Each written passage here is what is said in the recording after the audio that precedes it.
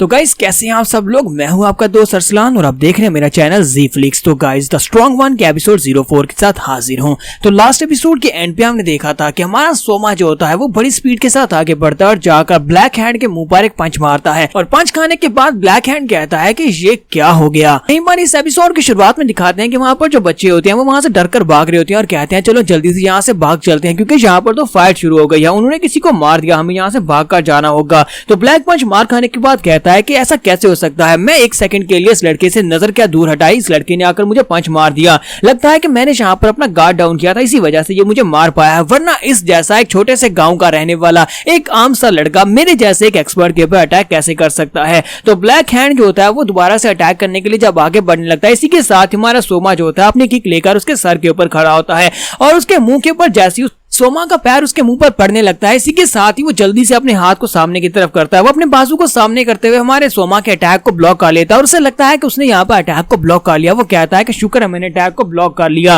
यहीं पर हमें उसके बाजू का एक्सरे विजन दिखाते हैं जहाँ पर सोमा ने किक मारी थी, वहाँ पर ब्लैक हैंड की जो रेडियस और अल्ना होती है वो दोनों बुरी तरह से फ्रैक्चर हो जाती है, वहाँ पर उनके टुकड़े टुकड़े हो जाते हैं और इस बात से वो और भी हैरान होता है। तुम्हारा सोमा कहता है कि तुम इतने बुरे नहीं हो। इसके साथ ही सोमा उसे एक जबरदस्त पंच मारता है और ये वाला पंच जो होता है ये ऊपर से लेकर नीचे तक आता है, जहाँ पर सबसे पहले वो उसके जबड़े पर पड़ता है और उसके जबड़े की हड्डियां टूटती हैं, फिर साथ उसके कंधे पर पड़ता है जहां पर उसकी पसलियों के साथ साथ उसका कंधा भी टूट जाता है और फिर तीसरे नंबर पर जो पंच जो होता है नीचे उसकी हिप के ऊपर पड़ता है जहां पर उसकी हिप की पूरी हड्डी टूट जाती है। इसी के साथ ही ब्लैक हैंड जो होता है पीछे की तरफ गिर रहा होता है और कहता है कि ऐसा नहीं हो सकता, इसकी फिस्ट इतनी ज्यादा स्ट्रॉन्ग कैसे हो सकती है, इसने यहाँ पर सिर्फ और सिर्फ एक ही पंच में मेरे बॉडी के 3 हिस्सों की हड्डियां जो बुरी तरह से ब्रेक कर दी है, ऐसा बिल्कुल भी नहीं होना चाहिए। ऐसे लग रहा है कि जैसे यहाँ पर किसी आयरन रॉड के साथ मेरी बॉडी के ऊपर हिट कर रहा है, इसकी पूरी बॉडी बिल्कुल आयरन की तरह है। लेकिन ये बड़ी प्रॉब्लम नहीं है, मैं इसकी बॉडी को तो यहाँ पर बर्दाश्त कर सकता हूँ, यानी इसकी पावर को तो बर्दाश्त कर सकता हूँ, लेकिन बड़ी प्रॉब्लम यह है कि मैं यहाँ पर इसके एक भी अटैक को अवॉइड नहीं कर पा रहा, यानी कि जितनी बार मेरे पास अटैक कर रहा है मैं उतनी बार इसके अटैक के साथ हिट हो रहा हूँ और इसी के साथ उसके पेट में एक और जबरदस्त पंच पड़ता है। वो कहता है कि मुझे समझ नहीं आ रही कि ये बार बार मेरे पास अटैक कैसे कर पा रहा है और मैं यहाँ पर इसके अटैक्स को अवॉइड क्यों नहीं कर पा रहा। तो ब्लैक हैंड इस बार पंच खाने के बाद बुरी तरह से जख्मी होता है और पीछे हटने के बाद कहता है कि अगर इस लड़के ने मुझे सिर्फ और सिर्फ एक और पंच मारा तो मेरा काम तमाम हो जाएगा, क्योंकि मेरी लोअर बॉडी पूरी तरह से बर्बाद हो चुकी है, हड्डियां टूटने की वजह से यहाँ पर मेरे लिए खड़ा रहना भी मुश्किल होता जा रहा है, मुझे यहाँ पर मरना नहीं है, मुझे यहाँ पर मरना नहीं है। इसी के साथ ही ब्लैक हैंड जल्दी से जंप करते पीछे की तरफ बढ़ता और कहता है कि मुझे बस यहाँ पर इसके पंचेस को अवॉइड करना होगा, अगर मैं इसके पंचेस को अवॉइड कर लूं और इसे एक डिस्टेंस बनाकर रखूं तो उसके बाद मैं अपने मैलियोंग स्किल को यूज कर सकता हूँ। ये लड़का तो यहाँ पर किसी मार्शल आर्ट्स की टेक्निक को यूज भी नहीं कर रहा है, ये सिर्फ और सिर्फ अपनी पंचेस की पावर को यूज कर रहा है, इतनी रॉ पावर इसके पास कहाँ से आई है। तो ब्लैक हैंड हमारे सोमा से पूछता है कि लड़के तुम तो काफी स्ट्रॉन्ग हो, बताओ कि तुम कौन हो। तुम्हारा सोमा जो होता है उसे अपना नाम बताने की बजाय उससे ये पूछता है मुझे ये बताओ क्या तुम्हारे मैरियन कैसल में बाकी के सभी लोग भी तुम्हारी तरह ही स्ट्रॉन्ग हैं या फिर वो सभी लोग तुमसे कमजोर हैं। फिर साथ ही हमारा सोमा उसे कहता है कि अब जब कि तुम स्ट्रॉन्ग हो और तुम फाइट करने के लायक हो तो फिर मुझे लगता है कि मुझे भी यहाँ पर अब होल्ड बैक करने की जरूरत नहीं है, मैं यहाँ पर अपनी फुल स्ट्रेंथ को यूज कर सकता हूँ। तो ब्लैक हैंड उसे कहता है क्या तुम यहाँ पर मेरे सामने नाटक कर रहे हो या फिर मेरे सामने मजाक कर रहे हो, क्या तुम यहाँ पर ये कहना चाहते हो कि तुमने अभी तक अपने फुल पावर्स को यूज ही नहीं किया और मैं यहाँ पर ऐसी तुमसे मार खा रहा हूँ। तुम्हारा सोमा उसे कहता हाँ बिल्कुल, और इसी के साथ ही फिर से उसके मुंह पर एक जबरदस्त पंच पड़ता है। तो यहीं पर बैकग्राउंड का सीन दिखाया जाता है जहां पर ब्लैक हैंड और व्हाइट हैंड दोनों बच्चे थे और तब भी ये लोग प्रैक्टिस किया करते थे और हमारा ब्लैक हैंड जो है ये वहां पर स्पेशल टेक्निक्स को मास्टर करने की कोशिश करता था और अपने भाई को दिखाता था कि देखो मैं यहाँ पर स्पेशल स्किल्स को मास्टर कर रहा हूँ। वो अपनी उंगली के ऊपर एक छोटा सा वाटर बबल बनाता है और उसे कहता है कि देखो यहाँ पर मेरे स्किल्स को देखो। तो व्हाइट हैंड उसे कहता है ये बिल्कुल बेकार है। उसके बाद जब ये थोड़े बड़े होते हैं तो उसके बाद वो वाटर का एक बड़ा सा ड्रॉप बनाता है और उसे कहता है कि मेरे भाई आज मैं यहाँ पर तुम्हें दिखाने वाला हूँ कि आज यहाँ पर तुम्हारे साथ क्या होने वाला है, ये देखो ये मेरा सबसे पावरफुल अल्टीमेट मूव है, देखते हैं कि तुम इसको ब्लॉक कर पाते हो या नहीं। और इसी के साथ ही वहां पर उस बड़े से वाटर बैलून को फोड़ देता है। जब वो वाटर बैलून वहां पर फटता है तो उसके अंदर से शॉट्स निकलते हैं, वो छोटे छोटे कतरों की शेप में बड़ी तेजी के साथ बुलेट्स की तरह से वहां पर आसपास डिस्ट्रैक्ट हो जाता है और आसपास के एरिया पे जाकर टकराता है और जहां जहां पर जाकर वो वाटर बुलेट्स लगती हैं वहां पर सुराख हो जाती हैं। व्हाइट हेयर जो होता है वहां पर अपनी तलवार को घुमाते हुए अपने सामने उसके सामने जितने भी वहां पर शॉट्स आते हैं वो उन सभी को ब्लॉक कर लेता है और उन सभी को अपनी तलवार से रोकता है। तो यहाँ पर हमारा ब्लैक हैंड जो होता है अपनी स्पेशल टेक्निक को 1000 स्ट्राइक्स का नाम देता है। वो उसे कहता है कि मैंने अपनी स्पेशल स्किल को 1000 स्ट्राइक्स का नाम दिया है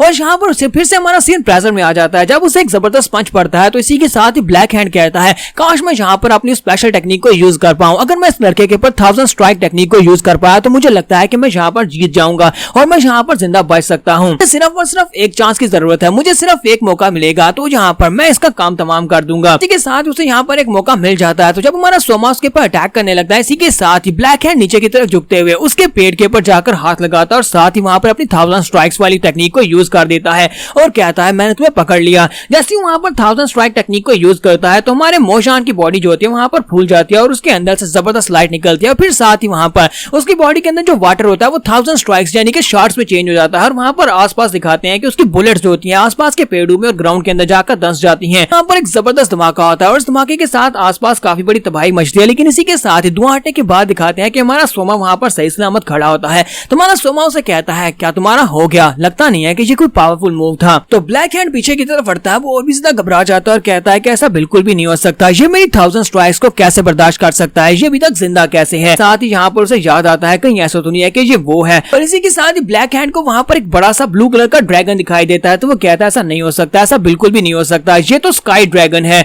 और बहुत ज्यादा घबरा जाता है और कहता है कि मैं पहले भी इस तरह के एक मॉन्स्टर से मिल चुका हूँ और उस मॉन्स्टर ने मुझे बहुत ही बुरी तरह से हराया था। तो वो ग्राउंड के ऊपर गिरा पड़ा होता है और उसके पास वो मॉन्स्टर बैठा होता है और उसे कहता है तुम्हारी टेक्निक काफी ज्यादा अच्छी है, तुमने इस टेक्निक को काफी अच्छे से मास्टर किया हुआ है, लेकिन अगर जिंदगी में कभी तुम्हारा सामना मेरे जैसे एक मास्टर के साथ होता है तो फिर याद रखना वहां पर से दुम दबाकर भाग जाना, क्योंकि मेरे जैसे एक मास्टर के लिए तुम्हारी ये वाली टेक्निक जो है ये बच्चों का खेल है, एक गुब्बारे को फोड़ने के बराबर है और तुम्हारी टेक्निक हमारे खिलाफ बिल्कुल भी काम नहीं आएंगी। तो ब्लैक हैंड को जैसी ये वाली बात याद आती है वो जल्दी से जंप करते हुए पीछे की तरफ हटता है और कहता है कि ये सब बिल्कुल भी नहीं हो सकता, ये बंदा ट्रांसेंडेंट लेवल पर कैसे हो सकता है कि जैसा उस मास्टर ने मुझे कहा था, ये बंदा इतना पावरफुल नहीं हो सकता, ये तो सिर्फ और सिर्फ एक छोटे से गांव का एक आयरन बॉय है। और अगर वाकई में ये ट्रांसेंडेंट लेवल का मास्टर है तो फिर हमने कभी इसके बारे में क्यों नहीं सुना। हम मारियोन टेंपल के लोग, हम लोग हमेशा इन लोगों के ऊपर नजर रखते हैं, लेकिन हमें कभी भी इस बारे में नहीं पता चला कि यहाँ पर एक मास्टर छुपा बैठा है और ये तो एक प्रॉपर वॉरियर भी नहीं है, यानी कि जब ये पंचेस मारता है तो बिल्कुल टेक्निक के साथ नहीं मारता। बात से वो और भी ज्यादा गुस्सा होता है और कहता है कि मैं इस तरह के एक मॉन्स्टर से बिल्कुल भी नहीं हार सकता, आखिर ये मॉन्स्टर आया कहाँ से है। और फिर साथ ही वो जोर से चिल्लाकर कहता है कि इस तरह के एक छोटे से गांव में तुम्हारे जैसा एक मॉन्स्टर कैसे हो सकता है, डैम इट। हमारा सोमा कहता है कि चलो इसको खत्म करते हैं और इसी के साथ ही हमारा सोमा बड़ी तेजी के साथ भागता हुआ उसकी तरफ आगे बढ़ता है ताकि उसे पंच मार सके। दूसरी तरफ से ब्लैक हैंड उसे अपनी तरफ आता हुआ देखकर उसे ऐसा लगता है कि मौत का फरिश्ता उसकी तरफ आगे बढ़ रहा है। वो कहता है कि मुझे महसूस हो रहा है, मुझे महसूस हो रहा है कि इस पंच के साथ मैं मरने वाला हूँ, क्योंकि ये पंच बहुत ज्यादा स्ट्रॉन्गर होने वाला है। मुझे बस यहाँ पर इतना करना है कि मुझे इसके इस पंच को अवॉइड करना है और यहाँ से भागकर व्हाइट हैंड के साथ हाथ मिलाना है। व्हाइट हैंड के साथ मिलकर हम दोनों मिलकर इसको हरा सकते हैं।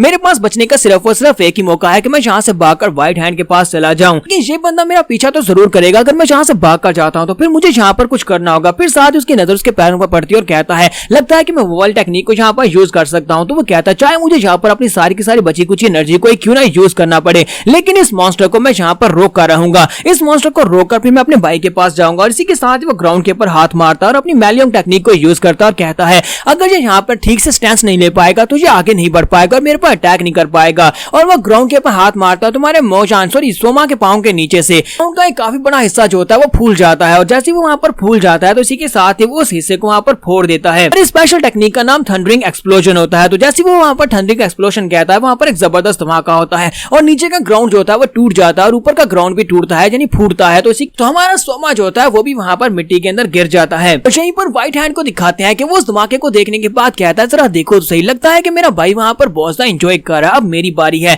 मैं भी यहाँ पर इन तीनों को मजा लेकर मारने वाला हूँ। और उसके सामने वो तीनों एक्सपीशियल्स होते हैं वो भाग कर जा रहे होते हैं। व्हाइट हैंड कहता है तो लगता है कि मेरे मजा करने की बारी आ गई है। और यहाँ पर हम लोग अपनी एपिसोड 04 का एंड करेंगे और नेक्स्ट एपिसोड में देखेंगे कि हमारा सोमा जो है वो इन दोनों को कैसे हराएगा। एपिसोड की एक्सप्लेनेशन अच्छी लगी हो तो कमेंट करके जरूर बताइएगा। चैनल को सब्सक्राइब कर दें, वीडियो को लाइक और शेयर कर दें। शुक्रिया।